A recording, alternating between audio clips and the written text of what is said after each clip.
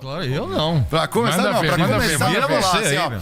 a gente sabe que a gente fala de carreira, de negócio, a gente vai falar muito disso. Mas quando que você falou assim, essa é minha profissão? Porque até então, todo mundo estuda música em casa, com violão. sim, Você sim. tem uma característica que, pra quem é guitarrista como eu, sou bem medíocre, pra baixo, né? Meu professor tá até aqui assistindo ao vivo, ele sabe como eu sou ruim, mas eu sou uma boa farsa.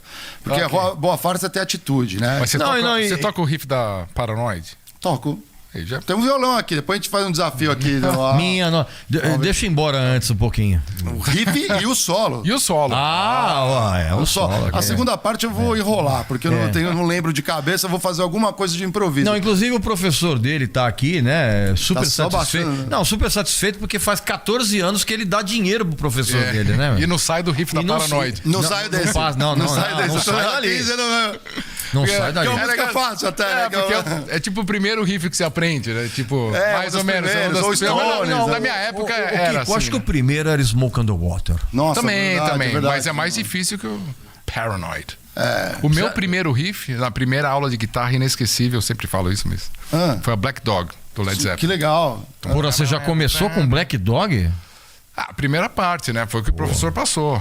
Quem que era o professor na época? Era o Celso o nome dele, eu queria encontrá-lo. Foi o seu primeiro professor? Meu professor, meu primeiro... Não, eu comecei com violão, né? Quando eu tinha 11 anos de idade, então eu já sabia fazer os E acordes você e tal. é canhoto Sou canhoto, e pegava o... Comecei com violão.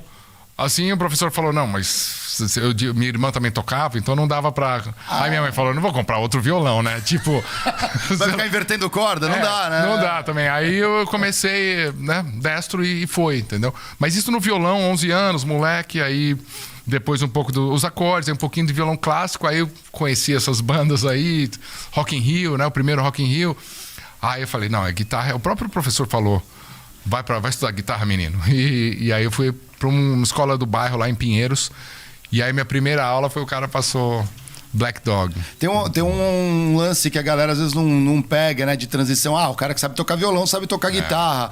Mas apesar de, sim, os acordes, a coisa é, mas é diferente. A porta de entrada, diferente, né? porta de entrada para 98,3% dos guitarristas, não me pergunte como eu cheguei a essa porcentagem, a porta de entrada é o violão. É o violão, mas você tocava o que? Bossa nova? Mas outras coisas? isso na nossa época, na Sim. sua época, na minha época. Não. Eu acredito que depois... Você tem idade para ser meu filho, Kiko. Essa é a conta dele dá uma apertada na conta, mas obrigado pelo elogio. Assim, Não, precoce, né? Não, pra você ter uma ideia. Ou ele tá com 80 anos, ou eu tô novo. Não, eu tenho 64. Você tá com Não, quanto? não, 52, né? Então, Essa conta com dele 12 anos, pô. Dá, né, mano? Veja só, meu amigo e minha amiga. acontece, eu né? sou 12 anos mais velho que o Kiko, cara. Olha como o Kiko tá acabado, bicho, né? Não, tá Piada bem, clássica. Mas, por exemplo, frase feita. sua, Frase né? feita, né? É. Eu uso pra qualquer situação. Eu falo isso pro Barão, o Barão fica louco da vida, Paulo Barão. Mas você sabe o que acontece? A entrada normalmente é pelo violão. Assim, pelo manuseio da coisa. Agora, quando a criança ou o adolescente ele entra em contato com a sonoridade da distorção da guitarra, aí o moleque pira. Mas Tanto que pra você foi o Rock in Rio, né? Exato, mas eu acredito que quer dizer, os meus pais tinha aquela coisa do violão, né? Teve a passeata aqui contra a guitarra elétrica. Sim, do começo dos anos 70. Foi Gilberto Gil. Isso foi 68. Elis, né? Então, essa geração, que seria a geração dos meus pais, tinha como, assim, você quer tocar guitarra? Começa pelo violão. Tem que ter isso, né? É quase como obrigatório por causa da cultura brasileira. Eu acho que depois dos anos 90 tem a importação dos instrumentos, já tem muito mais acesso à guitarra elétrica, mais normal. A galera já comprava seu primeiro instrumento sendo uma guitarra, porque tem a questão do preço também, né? A gente sempre tem economia no meio da jogada. Do violão, você sempre tem um violão em casa. O meu violão era o violão da minha tia, quer dizer, ninguém precisou comprar um violão para eu experimentar. O meu era da minha mãe. Então, você já tem. E esse violão não necessariamente estava em boas condições, né? Exatamente. Às vezes a corda velha, ação alta, aquela coisa toda. É isso aí. Então começa meio por isso também, né? E aqui no Brasil os fabricantes também, né? Janine, Exato. Delvecq. Assim como os George. bateristas começam pelo balde das mães. Na minha época, cara, Meu era um eu George, mesmo- estudante, Eu 18. tinha um de né? George, eu tinha um de George também. Que é esse aí. Tremendo violão, meu. Eu tenho. Tá até hoje. Você tem até. Era da minha tia, né? Ela me. Você deixou no Brasil ou você levou? É. Você de- Tá comigo lá, tá fora. Era aquele de Tá de todo George estourado, que tinha o mas- headstock todo trabalhado em madeira. muito né? trabalhado. Pô, tremendo violão. Eu tenho um violão Não, desse é até muito bom, hoje. Madrepérola, né? As tarraxas em madrepérola. Meu Ah, já não lembro. Mas isso aí. muito bom, muito bons instrumentos. Todos. Giannini, Del Vecchio, de Giorgio. Exatamente. Deu ver que põe a plaquinha, eu acho. Você não vê isso em todo lugar, né? Botar um preguinho, a plaquinha, Del Vecchio. E com a importação acabou destruindo um pouco a indústria do Brasil, né? Com as marcas estrangeiras entrando e tal, né? Ainda temos, né? A Tajima, tem o Santo Ângelo, grandes marcas. A Rossini. Que é mais, que faz violões e vários outros luthiers muito bons. A Rossini fazia bem cavaquinho. Cavaquinho, viola. Cavaquinho tal, da Rossini Giannini, era... tal. Mas mudou, então acho que também barateou a guitarra elétrica para ser o instrumento de entrada. Aí essas marcas e tem China e tudo, né? A fabricação na China, então. As Gibson também. Tem as Gibson. Mas possibilitou o instrumento de entrada, o primeiro instrumento ser uma guitarra. Porque eu acredito, na minha época, o primeiro instrumento ser uma guitarra era uma guitarra tão ruim que não dava para tocar. Não vou nem se falar as marcas aqui, mas era. Né? Mas o que era? O captador? Eu não cheguei Não, a era. ter contato. Cara, eu lembro daquelas lojas de vinil no centro, tinha umas guitarras penduradas com plástico em volta. Sim, né? sim. Mas ali era pra muito iniciante, muito iniciante, né? mas aí era muito ruim, porque o braço empenava, a corda ficava muito alta, aí era difícil tocar, entendeu? Hoje em dia uma guitarra barata é boa de tocar. Essa é a grande diferença, né? Porque é tudo feito nas máquinas, CNC e tal. Então... Aliás, inclusive, é bom a gente deixar claro isso e desmistificar um pouquinho, que hoje, mesmo as grandes marcas mandam os seus instrumentos serem fabricados na China, cara. Ah, sim. As grandes marcas têm as suas linhas econômicas, e quando eu estou falando grande marca, é Fender. A Fender tem a sua própria linha econômica. Sim. E grande parte da produção dessas grandes marcas, cara, são fabricadas na China, porque a mão de obra é muito barata. México também. México. A gente foi, ao longo dos anos, né, nos anos 90, anos 80, Japão, que seria o barato. Isso. Tanto que a minha Giannini, minha primeira guitarra foi uma Giannini SG preta, igual do Tony Iommi. E as peças, o hardware, né? As peças eram japonesas. Eu lembro do Made in Japan, tal, escrito ali embaixo, aí fabricado aqui.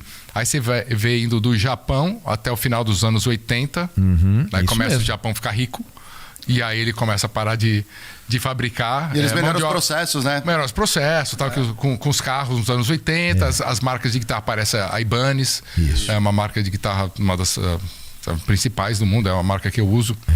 Então, a qualidade aí muda, né?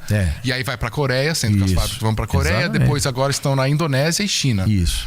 São os fabricantes de guitarra, os grandes fabricantes de guitarra, basicamente Indonésia e China. E aí no Japão você tem o super nível, né? Que é um nível altíssimo. Nível altíssimo do handcraft ali, do manuseio, guitarras caras, guitarras... Bom, sei lá, para cima de $2.500, $3.000, que seria um preço caro de guitarra. Porque você consegue guitarra de $150, $300. Eu tô falando do preço americano, tá? Não sei no Brasil direito, mas nessa faixa, aí até $1.000 é uma guitarra fabricada na Indonésia, 1.500 já melhora o processo, são fábricas muito boas, qualidade. Aí vai da madeira e o processo em si, né? Qualidade da madeira. E China também tem dependendo do violão, às vezes tem guitarra semiacústica, tem boas também feitas na China. E aí você tem aí Made in USA, você tem a Gibson ainda, né? Que aí são guitarras de 2.000 para cima.